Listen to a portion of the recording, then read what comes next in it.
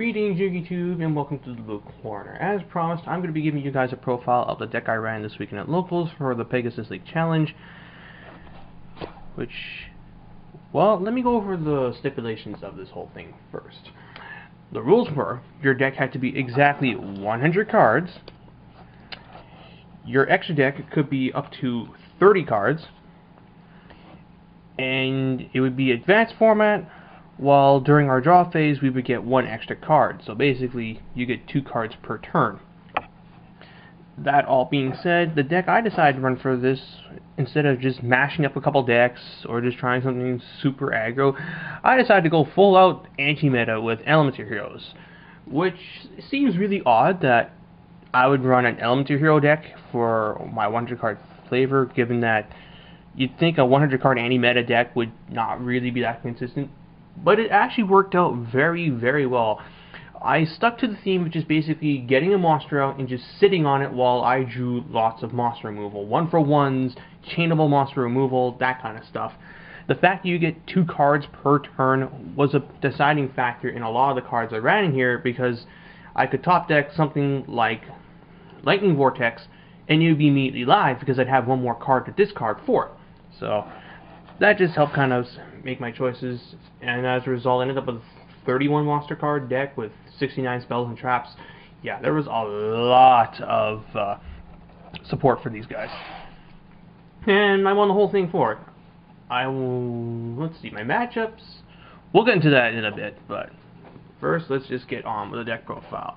So for the monsters, you got 1 Stratos, 3 Alias, and 1 Bubble Man. Here's my entire hero line. Just these 5 cards. Stratos and Alias are pretty straightforward. And yes, I did open with a Stratos once during the whole tournament. Someone else opened with Heavy Storm, and Exodia was made a couple times. Yeah, I kind of wish I had that on camera, but anyway, yeah, just basic hero line. And I really like the one of Bubble Man tech. It would just allow me to search it out with Stratos or E-Call, and then given the field situation, I could just immediately shift it into a higher gear, special Bubble Man, go into Blade Armor Ninja, etc, etc, etc. So I think I might just continue to run 1 Bubble Man in all my other hero decks. I just like that one of tech. Then we get to the rest of the deck. Anti-Meta monsters. Triple T-King. You can run 3 because you got so much space for them. You know, Thunder King's just a good card.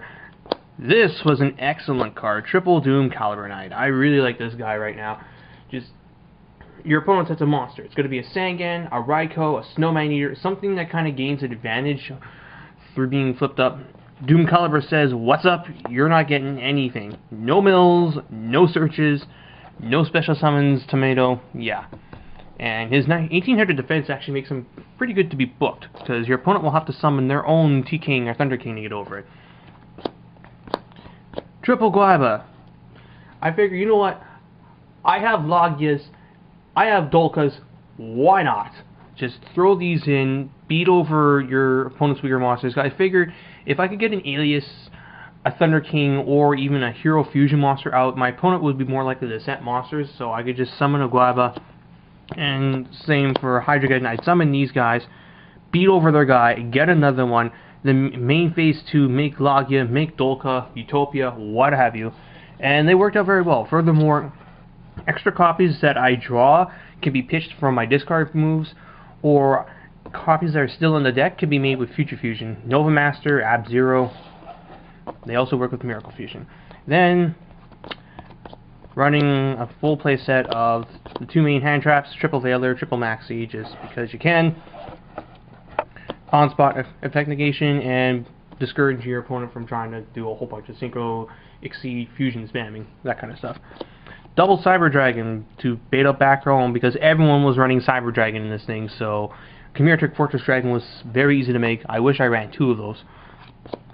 Snowman Eater, just defense, water attribute, future fusion. Yeah, he's a very good card. 1 card D, because I fucking can.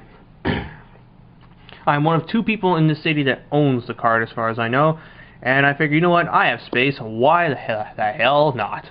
And I did actually get to him once and got him to go off. He didn't get Veilered, and then the other times I drew it, I already had game, so it was alright. If I had like a couple more, it probably would have been better. One Crusader of Endymion, I did not like this idea. Especially with Triple Veil and Triple Thunder King, I have plenty of ways to make Shining. I rather would have put in, what's it called, Evocator Chevalier for just another Nova Master target and Rhoda target. Speaking of Rhoda targets, DD Warrior Lady, because she can get rid of Stardust, Zenmaines, like those kind of monsters. One honest, I did actually get to this a couple times, and it saved my ass in the finals against Samurai. He had like a full board of Shien, other Samurai, and I just alias, and then I honest, and I was just able to like mount a comeback from there. Oh boy, the finals, that was just crazy. That Samurai deck was good. And finally, one Grand Mold, a bounce shit back I don't want to deal with. And that's it for the monsters. Pretty small monster count for a 100 card deck. I would have liked to have ran less, and I know what kind of cards I can put in now. But yeah, so I just figured, hey, I go with little monsters and just spam the fuck out of my 1-for-1s.